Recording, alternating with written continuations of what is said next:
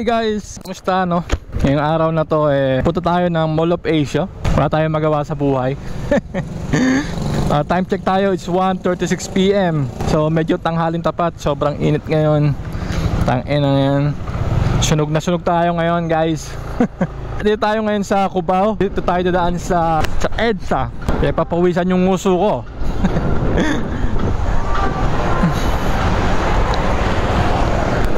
Medyo makatinlalamunan ko. Puta yan. Nakakain na yata ako ng balahibo ng pusa.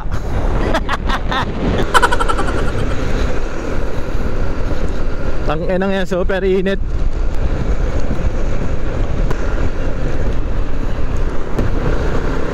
Mga gantong oras, napakasarap bumiyahe kasi hindi siya traffic. Pero ang problema kasi, tangina yan, sobrang init. Parang init sa sa Mars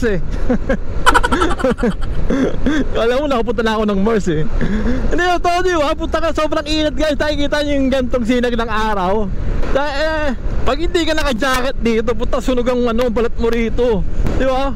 Pero dito sa area na to sa Ortigas, napakaganda na ng kalsada rito Medyo smooth na siya, hindi ka tulad dati na akala mo nasa ka, nasa buwan ka. Parang nasa buwan. Pero ngayon okay na bilib talaga ako dito sa mga rider na to. Sa Grab, sa Angkas, Move It, di ba? Mga Joyride. So napakasipag nila. Saludo ko sa mga yan. Umulan, bumagyo, kahit tirik ang araw, kahit bumabaha, umuulan, sige pa rin ang kanilang diskarte sa buhay, no? Ako po yung saludo, no? Sa inyong mga diskarte. Dahil alam naman natin lahat tayo may responsibilidad o obligasyon sa pamilya. So sa lahat ng walang trabaho dyan, tangkinan nyo, magtrabaho na kayo. Magtrabaho na kayo, diba? Magtrabaho kayo, dumiskarte kayo sa sarili nyo, magnegosyo kayo kahit maliit. Ang importante, nasa legal. Wala kayong tiyatapakan na tao, wala kayong inaalipusta, wala kayong ginugulangan, alam nyo yun? Yun lang importante doon. Kaya saludo ako dito sa mga Joyride, Move It, Angkas, Grab, Foodpanda. Isa yan sa mga tao sa kalsada na hindi na mawawala. Sa generasyon ngayon, bawat kanto, bawat ikot ng ulo mo sa kalsada, nandyan sila.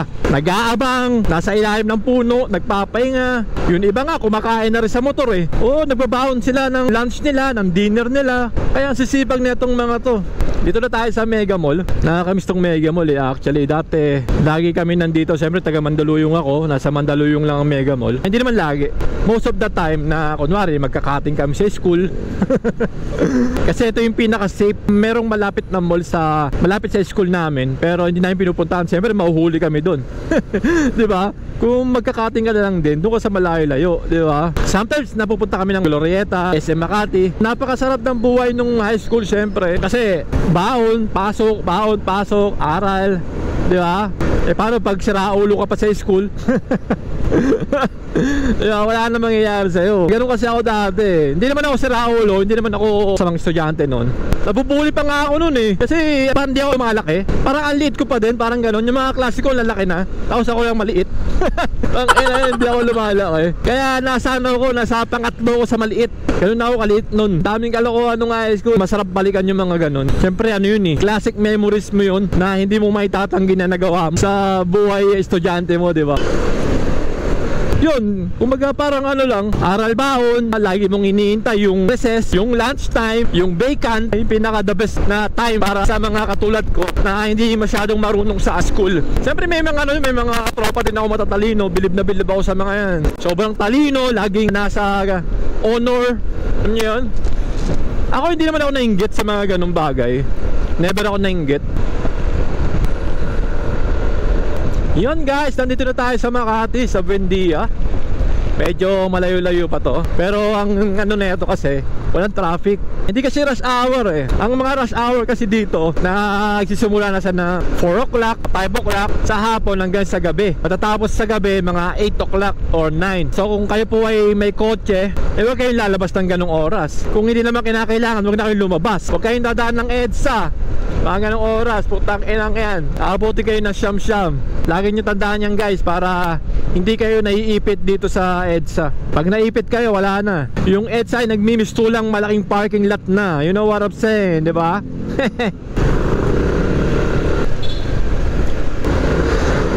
So yun nga guys, no, Ayala na tayo. So sa lahat ng nagmamahal dyan, malapit na ang February 14, alam nyo na. Sa mga lalaki dyan na merong girlfriend, na merong asawa, ay paghandaan nyo na yan, diba? Siyempre, ang Valentine's Day, pinaghahandaan yan.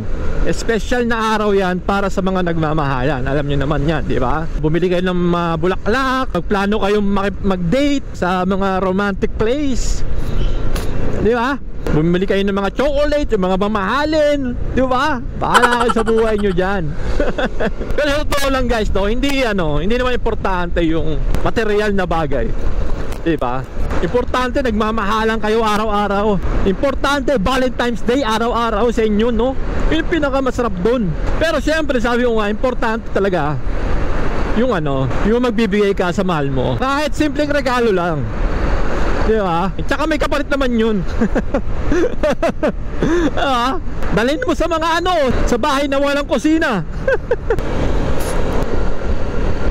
Be romantic lang araw-araw. Gawin yung sentro ang Diyos sa inyong pagmamahalan. You know what I'm saying?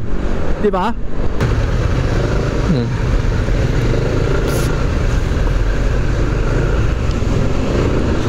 Traffic na rito sa Pasay, Grabe, ang ganda ng B2. Nagagandahan na ako sa NMAX version 2. Nagagandahan na ako sa kanya. Kasi yung motor ko version 1 lang to Pero syempre mahal na mahal ko to, di ba? So nandito tayo sa Pasay, sa Taft Avenue. Malapit-lapit na! Nararamdaman ko nung nagtatrabaho dito sa Mall of Asia as a promodizer ng CDO. Alam nyo yung CDO hotdog, mga ganyan, Tocino. Ako po yung nagtrabaho dito sa Mall of Asia, dito sa hypermarket, no? Anong taon yun? Siguro nasa 2008. Actually marami akong napagtrabaho ang SM, like SM Mega Mall, SM North, SM Harrison. Ayan, nag Robinson din ako, nag Pure Gold din ako. Alam ko ang istorya ng mga promodizer, dicer, mga promoter. Alam ko ang mga sekreto nila. Alam ko kung ano yung mga nangyayari sa loob. Kaya alam ko, no, na may mga nangyayari kawabalaghan dyan. You know what I'm saying?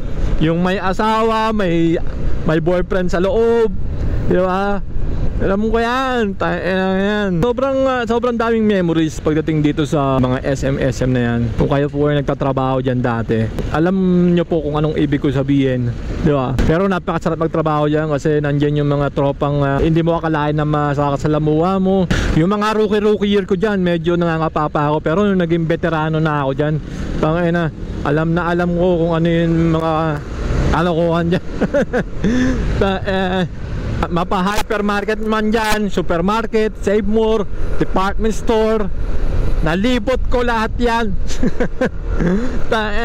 Sobrang the best. Hindi mo akalain na magagawa mo yun. Hindi mo akalain na magkakaroon ka ng kaibigan na ganito, na ganyan. Wala, hindi ko masabi yun yung specific na word para doon sa mga kaibigan ko na encounter ko, na nakasama ko. Ang masasabi ko lang, swerte ko dahil nakasama ko sila. Dito na tayo sa Mall of Asia. Medyo maraming tao ngayon dahil alam naman natin family day ngayon, Sunday. Charger. Nabubulol ako sa Saturday pati Sunday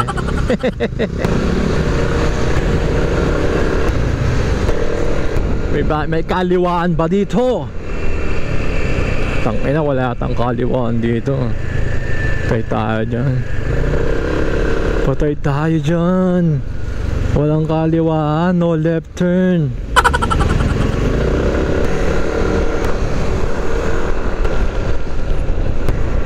Grabe, ang laki na ng pinagbago ng Mall of Asia. Sobrang dami ng structure, mga buildings. Sobrang dami na. Sobrang nila, advanced civilization. Advanced civilization. Mahilig kasi ako sa mga ganong sa YouTube. Mahilig ako sa mga ganon manood ng mga advanced civilization, mga ano-ano pa. Diba? Ikot tayo.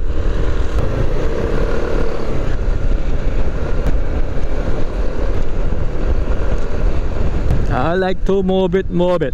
I like to move it, move it. Alala ko sinayaw namin yun sa IKEA sa Dubai. Wala lang, nakakatuwa lang. Di ba? Parang ano, umagang umaga, tinawag kami lahat.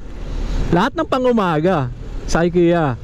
Pang-umaga ako nun, busy sa trabaho. Kasi kailangan mong mag-refill eh. Kailangan mong mag-refill, mag-ayos ng display, mag-check ng items, tapos pinatawag kayo. Kasi sasayaw kayo ng I like to move it, move it. I like to move it. Diba? Pukin lang yan. Sayaw kami ng I like to move it, move it. Tapos pinidyoan, niligay sa YouTube. Tanga lang yan, kagising lang namin. Alam mo yun? Diba? Ang hirap pa naman sumayaw pag kagising mo lang. Hindi ka pa kumakain, wala pang almusal, tapos papasayawin ka. Pero okay lang, okay naman. Maganda naman. Di ba? Ayos naman. I like to move it, move it. I like to move it, move it.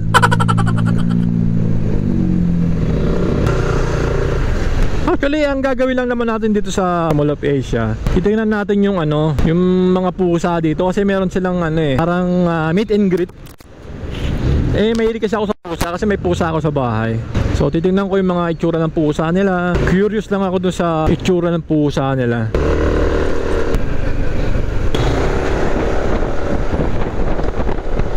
Ito tayo. Nakapark.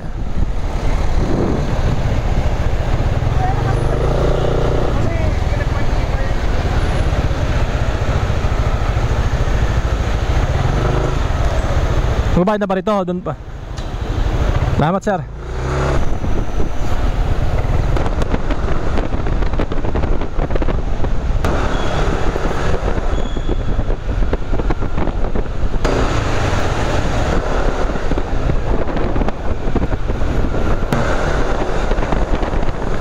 Yeah, boy. Parking.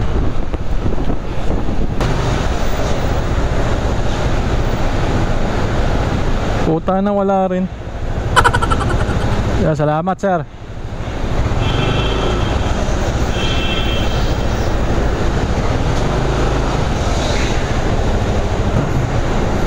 So, yun nga guys, no, dito na tayo. Dito na tayo sa MOA.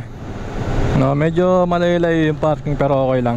Sabi ko nga mas gusto ko dito kaysa dun sa isa na malayo din tapos mainit pa. Yun guys, maraming salamat. Don't forget to subscribe to my channel, comment down below, give me a big thumbs up. Maraming salamat. Let's go.